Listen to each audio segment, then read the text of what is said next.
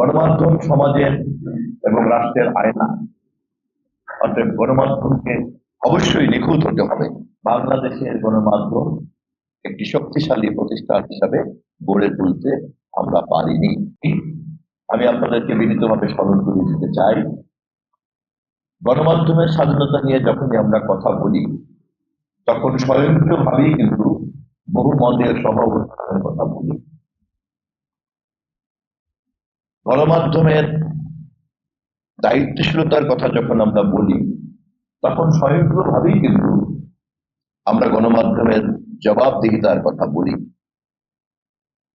যে আয়নায় আমরা চেহারা দেখি সেই আয়না যত বেশি নিখুঁত হবে তত বেশি আমরা পরিষ্কার চেহারা দেখতে পাবো।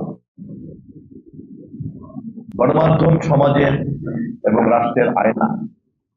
অতএব গণমাধ্যমকে অবশ্যই নিখুঁত হতে হবে এবং সেই নিখুঁত করে গড়ে তোলা এবং তাকে নিখুঁত রাখা, এ দায়িত্বও কিন্তু গণমাধ্যমকে পালন করতে হবে।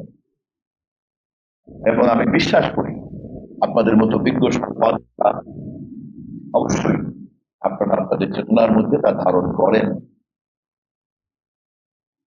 কিন্তু দুর্ভাগ্যজনক ভাবে একজন হিসাবে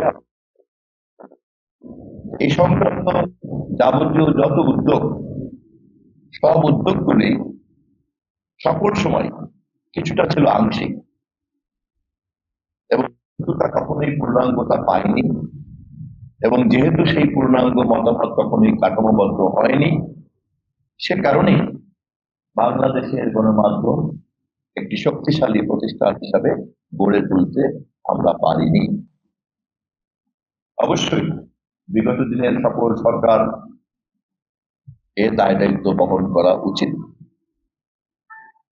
এবং এই বস্তুনিষ্ঠ দৃষ্টিভঙ্গির উপরে দাঁড়াতে না পারলে ভবিষ্যতেও একটি স্বাধীন এবং একটি দায়িত্বশীল গণমাধ্যম কমিশন কিন্তু গঠন করা যাবে না। সেই কারণে আমি মনে করি আপনাদের জাতীয় সম্পাদক পরিষদ সহ অন্যান্য সকল সংগঠন,